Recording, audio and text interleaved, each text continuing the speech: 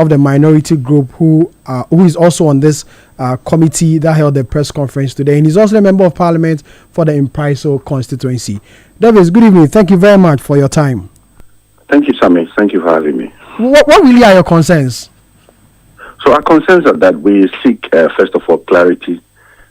We want some bit of transparency and, of course, accountability in the handling of this 80 disposal, for want of word. As you know, 80 is wholly owned by Ghana, and in so doing, there ought to be some transparency in how 80 is handed over to a company. For instance, we saw on a Bloomberg that the group chairman for Telecel had announced that the Telecel is willing to invest $50 million in 80, and they announced a certain form of a measure. We were a bit surprised because this is 100% owned Ghanaian entity.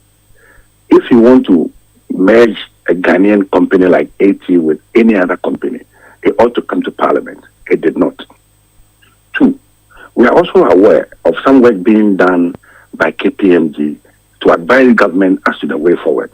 We also know that Retron, a Canadian company, has offered to provide over $150 million as initial investment in 80 and a $1 billion for a 5-year development plan to ensure that there's competition in the telecom sector.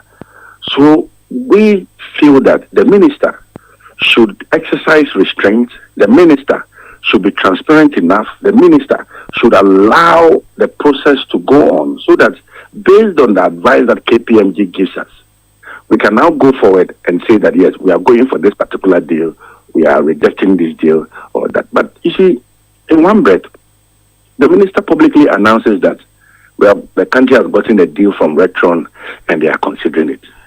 Then he goes to meet with 80 and announces that there's going to be a merger and that 300 of their workers will not be dismissed. Are you the manager of Telecel in Ghana? No, you are not. And so why would you want to engage yourself in even how private companies are run? Telecel, yes, is owned 30% by the state, but 70% of it is owned by a foreign entity. So how would you want to determine how a private firm now runs? He's the communications minister, and these companies are under his watch, and so he doesn't have a say in all this. No. It's like trade minister saying that the next morning gas or Jata cement should supply all schools in Ghana 100 bags of cement. You don't have that. You don't have that right. You don't have that power to be determining how a private entity operates. And so he's engaged in some deceit, and I don't know if he lacks basic appreciation of how these things work, but the display of incompetence in his handling of this matter is quite telling, and that is why we are bringing to the attention of the president that as a matter of urgency, he needs to step in and ensure that the right thing is done. Yes, 80, we were told that, in fact, I can confidently tell you that 80 is completely dead. But if you are handling the access of 80 to a party, especially when even in its dead position, it's enjoying some bit of attraction. If you have a Canadian company like Retron wanting to come in and also to invest in 80, I think that it's something that ought to be considered. It's something that needs a proper diagnosis so that, when they come in, because you see, we cannot create a duopoly in Ghana, especially in the telecommunication industry. You cannot have two companies handling the entire country, especially when it has to do with two foreign companies who would want to come in and handle this matter. It is not something that you and I would want. It even brings to bear a serious national security concern. And so as I speak to you, one of the telecom companies in Ghana has over 73% shares in Ghana. If you want to create or create a competitive environment, you don't create a duopoly. Instead, you attract investors to come in. Yes, 80, this morning I met with the management of 80. We understand that they are doing well, they are performing well, which is good. They are performing better than even the country. But we need competition. And so if there's Telecel, which is doing well, if there's MTN, which is doing well, and there's a third company that is coming in to absorb 80 and also run it well, it's something that we ought to consider and appreciate that we need some level of competition in the entire value chain in the telecom industry. You also demand full disclosure of all related agreements, correspondence, and report. You smell something fishy. The reason why you are making of course, these demands? you see, what is happening now is that the minister goes to say it backfires, and any media reportage, we do not see them online anymore. It seems to be, he stokes the fire, and when he sees that the fire is trying to consume him, he quickly runs to water down the fire. So, you see, I don't know what his interest is, but his interest should be the interest of the nation. It should be there protecting the interest of the nation. So, in all of this, the flip-flopping, the tomorrow this, tomorrow that kind of argument is something that the Ghanaian people are not ready for. And that is why we think that there ought to be a full parliamentary inquiry into this whole acquisition of 80 and so that the Ghanaian people will appreciate that when we are disposing of a national asset, we are doing so with the right intent, not because of what somebody somewhere would benefit at the end of the day. You also demand a thorough financial assessment of 80 Ghana to determine the debt level. As of now, as members of the committee, you do not have this information. You don't know anything about this? Sammy, I can tell you that 80 is completely dead. I can tell you that they are involved in a lot of debt. I can also tell you if you say they are dead, they are exactly what you mean. As in, they fold up?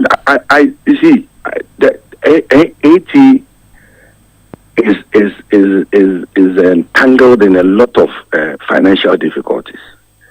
And that is why, for us, the most important thing is not to be looking for a strategic partner, but instead to look for somebody who is coming in with the right investment. $150 million, $1 billion over 5 years is something that is so sweet, especially for a company like 80, for a company to come in, they would want to resurrect that which is almost dying. And that is our concern. That is our concern. So the minister must hasten slowly. Ghana, there ought to be transparency. There are laws governing these matters. This thing has not come to Parliament. People are already declaring. You see Telecel Group CEO declaring that they have acquired some shares in 80. Quickly, it is taking off. All of this that is going on smells of some dealings that the public are not aware of, and that is why we are bringing this to the public attention, so that Parliament, when we resume next week, can scrutinize this matter and also address this matter very well. If you say 80 is dead, is that not the reason why the minister is reaching out to Telecel to help resurrect it or revive it? That's why they need. And yet you are opposing the move to revive it. So, in other jurisdictions, when somebody is dying or when somebody dies, we can pick better things from the person. We can pick the heart, go and transplant into somebody else, and that will save a life. You understand? Now, the assets at the disposal of 80 is so huge that you do not just hand it over because you think that the company is struggling or the company is dead. Especially when you have somebody who is coming in like a Jesus to breathe a new life in 80. You understand? We need competition. It's a matter of national security consideration. It's a matter that is at the heart of ensuring that there's competition in the industry. But why? You feel Telecel will not bring that competition? Telecel is already in the market. Yeah. Telecel is already in the market. If you want to bring competition in the system, don't create a duopoly. Especially when the product that you claim is dead or we all see is dead, it's attracting some level of investment. Rectron is coming in with some good money, 150 million to invest in the company. Why would you rush to go and merge? In any case, measures have not always solved the problem in the telecom industry. Do you remember Airtel? Do you remember Tigo? Tigo and Airtel had to merge at a point. Now, it is 80, and we've seen the struggles that is going on. In fact, the two companies have evaporated from our system because they could not stand their competition. And that is why you need some giant companies to come in. I mean, if there's a Rectron, if there's a Telecel, MTN, there's competition, and at the end of the day, the Ghanaian people stand to benefit and to enjoy. That, for me, it should be the consideration, and not this rush to give it out to a company for want of because of I don't know, but it smells. I mean, this whole thing stinks, and that is why we are calling on the government to step in, the president to step in, and ask the minister to hasten slowly and allow the processes to unfold. KPMG ought to submit their report. We want to see that publicly published as to the standings of AT and how we want partners to come in. Parliament must be informed about it. I mean, so for you and members of the committee, you believe a total takeover by Rector will be the best way to go? Well, we are not here to advocate for Rectron. What we seek for is a competitive environment. And a competitive environment is not to create a duopoly. It's to create a system that competes against itself. Yes, I understand. Understand that point.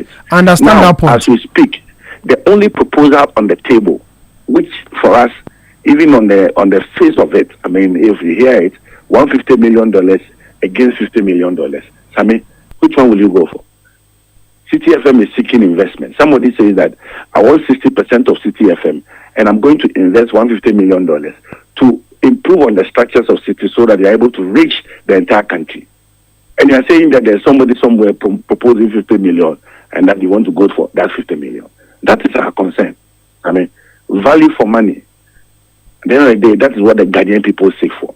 Value for money, how we are able to survive AT, how the subscribers are able to be sustained, and how the network or people who are employed in the company would continue to work and also feed their families. That is our concern.